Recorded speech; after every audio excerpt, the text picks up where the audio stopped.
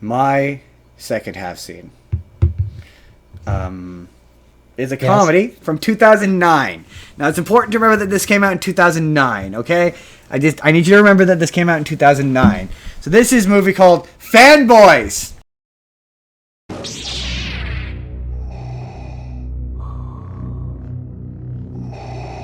Stop. Are those pigs and blankets?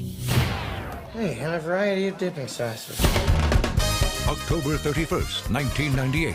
Wasn't just Halloween. Official episode 1 countdown. 6 months, 12 days, 8 hours, and some change. Hello! Look, guys, we could see the movie tonight. Please, not this again. A group of friends Linus laid the whole thing out in 5th grade. plotted the biggest heist in American history. Floor plans at Lucas Ranch. What's your game plan? We drive the whole country and steal ourselves a prince!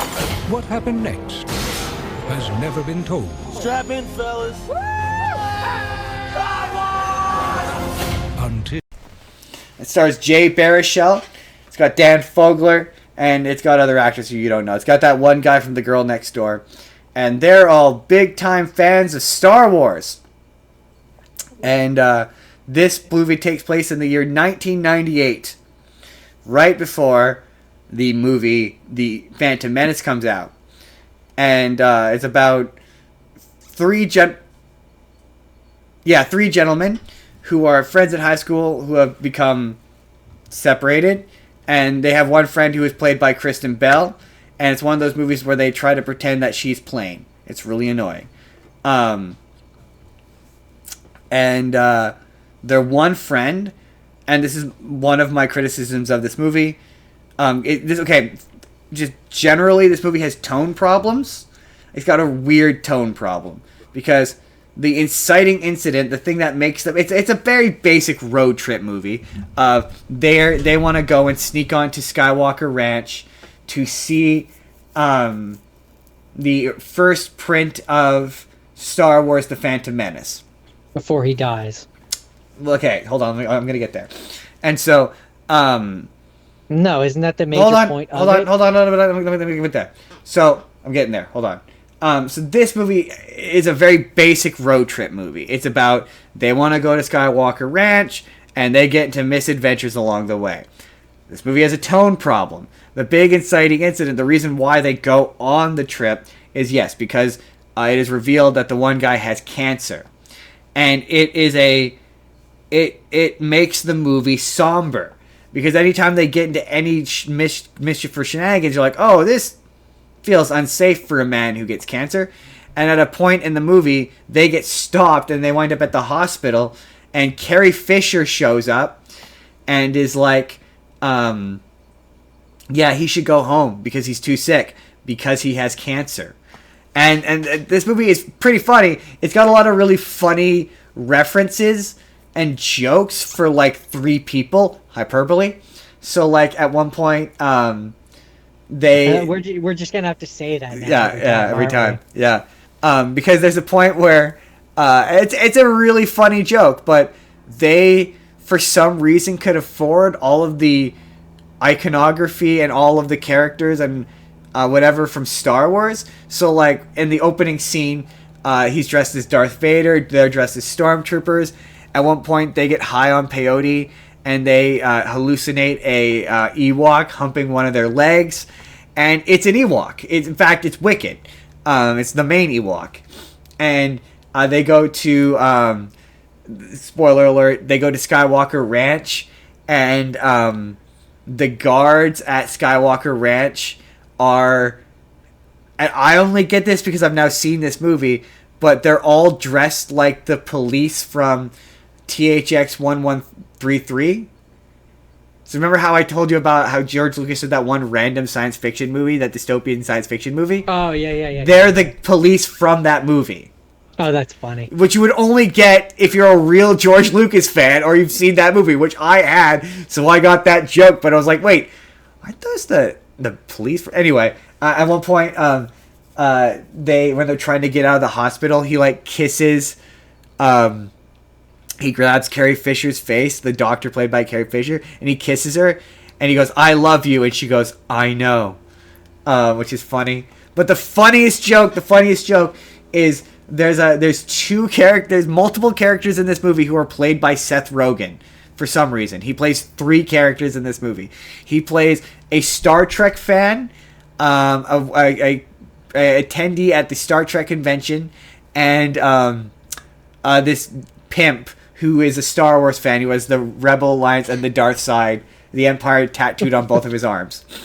And the Star Trek characters are funny because I don't know if it's intentional or if this is the case in real life. Someone in one of my comments felt the need to point this out, but the joke is that they can't afford the rights to Star Trek, so nothing from Star Trek looks right. The Klingon translation for "You're gonna die a virgin."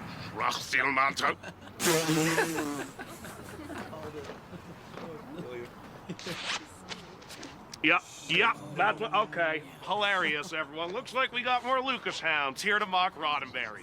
Congratulations, gentlemen, but I would like to see your Darth Vader take on one Borg drone. We'll see who's laughing then, am I right? Darth Vader could put the entire Borg collective in a vice grip with his mind. The phaser doesn't look right. None of the uniforms look right. Like, not even remotely right. And then there's a bit where they destroy a statue of Khan and Kirk fighting, and it doesn't look anything like them. And you're like, okay, maybe they couldn't afford the rights to it. But I'm like, but they could afford the rights to Star Wars? So that's how you know this movie took place in 2009 before it was owned by Disney. Yeah. Plus, Justin, hey, to be fair, maybe they could have afforded the rights to Star Trek if they hadn't already spent it all on Star Wars. Well, so the funniest bit about that is they're like, okay, maybe they could only afford one. Well, no, because there's so many random celebrity cameos. So at one point they run into Scruffy Nerf Herder, who is basically Scratchy Throat, who gives them the plans to Skywalker Ranch, who it's just William Shatner. And not like it's a guy played by William Shatner. No, it's William Shatner.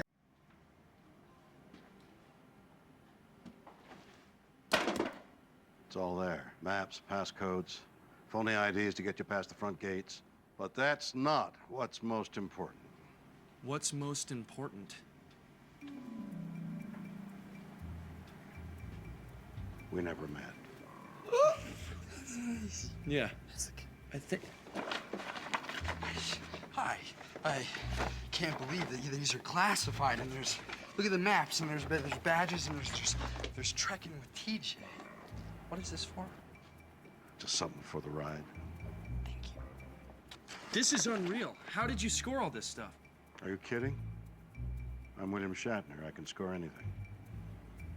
That's the joke. So you're like, wait, you could afford William Shatner, but you couldn't at the very least afford the images to the uniforms? So I think the fact that the uniforms don't look right is intentional. I think that's part of the joke. I think they intentionally look not right. But I was like, that didn't bother me I didn't notice that the uniforms weren't right the first time I watched this movie, but now it does for some reason. I don't know why. I don't know why it bothers me now for some reason, but I wonder why. I wonder why. Coughs in Star Trek uniform I own. What else? What else is funny about this movie? Carrie Fisher. Okay, the weird note. This movie ends on a very weird note. So yes, as previously mentioned, kid has cancer. So they eventually do break into Skywalker Ranch. They get into Skywalker Ranch, but they get caught by Danny McBride, who is the head of the security, and George Lucas has this dossier on all of them.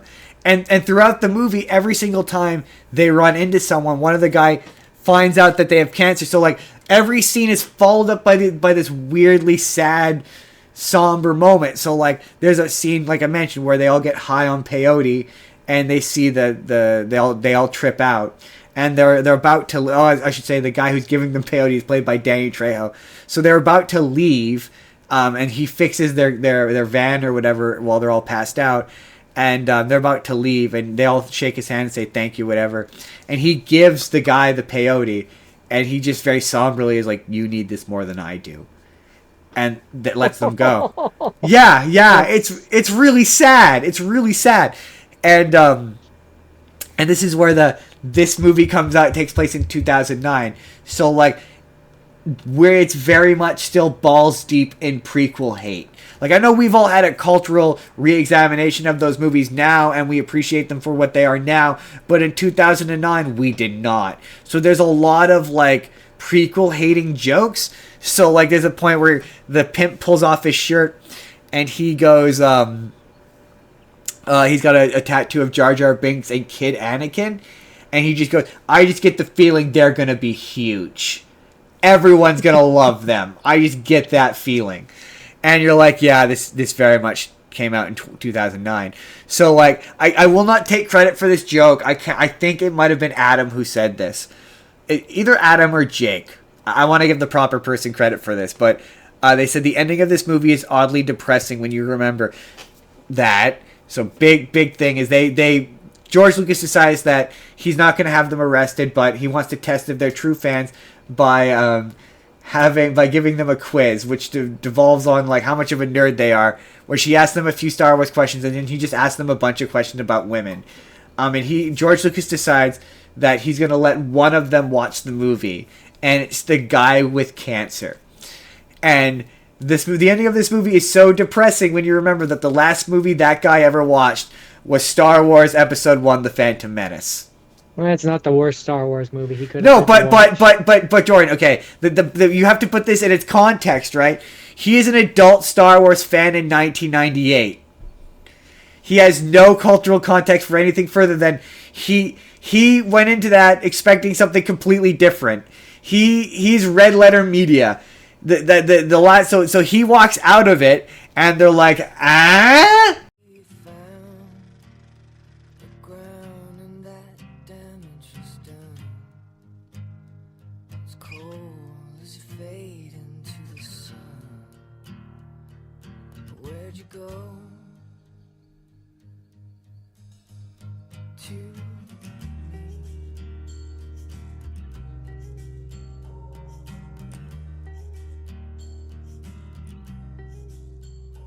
You're alive. Well, it's only fallen frames, they told me. You stand out so loud, and so what if it is? It's cold as your face into the wind. Juvie. And he just doesn't say anything. He walks out. He looks really upset. Like, genuinely upset. He walks out of it. And he doesn't say anything. And then the movie... he dies. And then the movie hard cuts to they're now all excited. And there's just a room of adult Star Wars fans. And they're all dressed up and in costume. And it ends on this weird note of they turn to each other and they're like, what if it's bad? What if our friend of cancer, the last movie he ever saw was horrid? And it's just the idea in my brain that all those people are about to watch Star Wars 1: The Phantom Menace, and it's going to end, and they're all going to go, what the fuck was that? It ends on such a weird downer. The whole movie, like the fact that he has cancer is such a weird plot point that is unnecessary. Like, it gives this movie this weird somber tone the whole time. And it's you don't need it as an inciting incident. There's a bunch of other reasons for them to go. Also, a major character in this movie is I forget his name. You're not gonna know his name anyway. Do you remember the website Ain't It Cool News? No. Oh, it was like a pop culture website before pop culture websites were really a thing. But a character in this movie is the founder of that website. He was a guy he used to break the original Star Wars news, like movie news, like that. But I wish I could remember his name. But Ethan Suplee, the guy who plays Randy from My Name Is Earl, Frank, that guy, yeah. He's in this as the guy, the founder of In It Cool News. It's so weird. It's so bizarre. It's very strange. Dave, from Chipmunks? No, not Dave from Chipmunks. That's Jason Lee. That's Earl. Earl's brother. You said. No, I said Earl's brother from My Name Is Earl. He's from Boy Meets World. Yeah, Frankie from Boy Meets World. Yeah, he's in this as, I wish I could remember his name, but he's the founder of Ain't It Cool News. It's very strange. Very strange cameo.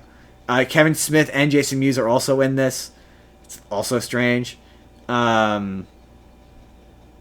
else?